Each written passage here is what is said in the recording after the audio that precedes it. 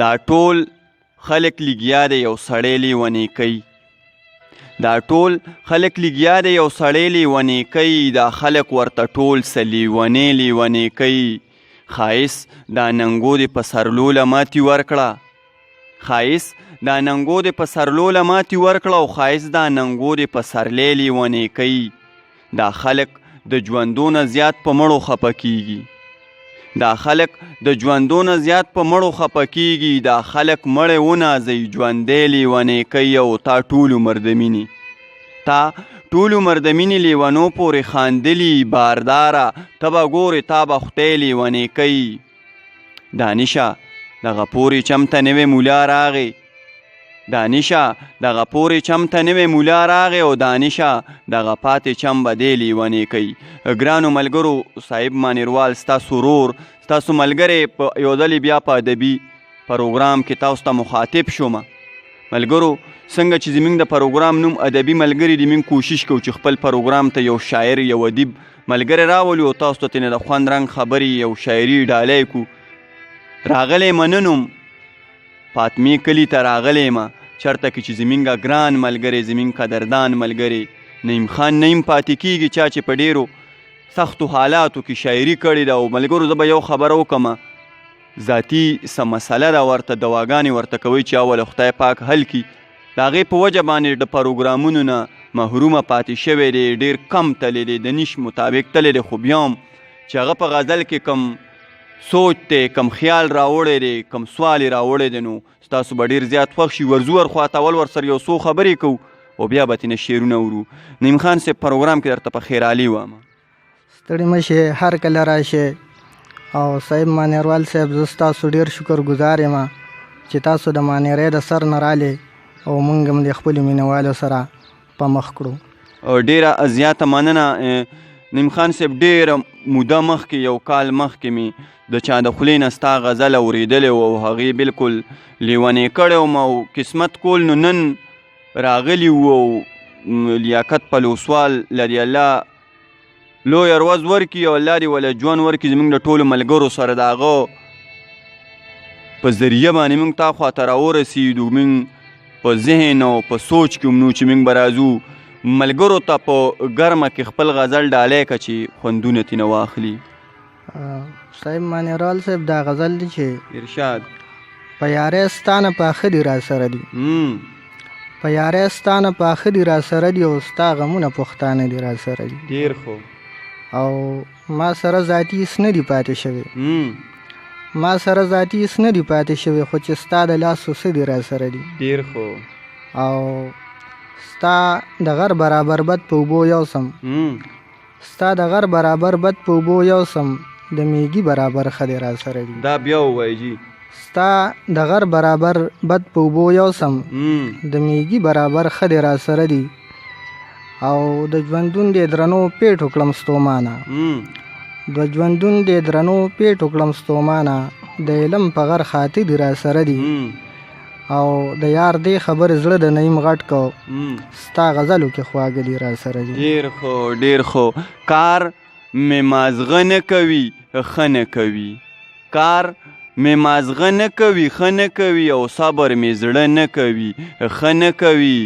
د خلکو څه ونه کړو څه نه کوي، د خلکو څه ونه کړو څه نه کوي، او دا خلک څه نه کوي ښه نه کوي. او چا چې واده کړی دی بدې کړي، څوک چې واده نه کوي ښه نه کوي. ملګرو نعیم خان له بیا ورځو بل غزل هم ترې نه اورو. ډېر ښکلی موسم دی، سړزي ده او نور لګي، او چې نعیم خان له غزلې وایي نو بلکل لکه چې خوږ ځای له ټکور ورکوي. نو موږ وایو چې بیا به هم ستاسو په دې پر هر باندې د نعیم خان صاحب د دې شعرونو دا ټکور کیږو او راځئ چې بل غزل ترې نه واورو. ډېره مهرباني. دا غزل دی چې زړه په ما ډېر زیات زورور دی زما چېرته مني، زړه په ما ډېر زیات زورور دی زما چېرته مني، او سم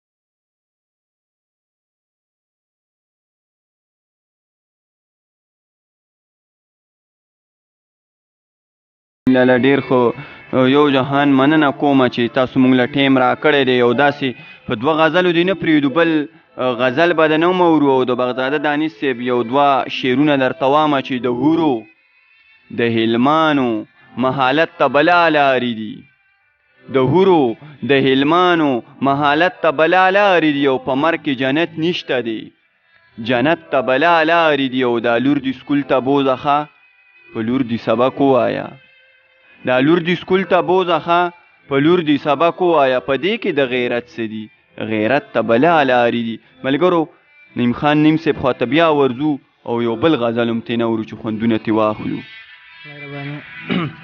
دا بل غزل دی چې اوسنې اوس کله ګلاب کله سپوږمۍ ته رسي اوسنې اوس کله ګلاب کله سپوږمۍ ته رسي او خدای خبر څه به ترې جوړېږي چې ځوانۍ ته رسي ډېر خو او چې زړه په ما ډېر زیات زورور دی زما چېرته مني زړه په ما ډېر زیات زورور دی زما چېرته مني او سم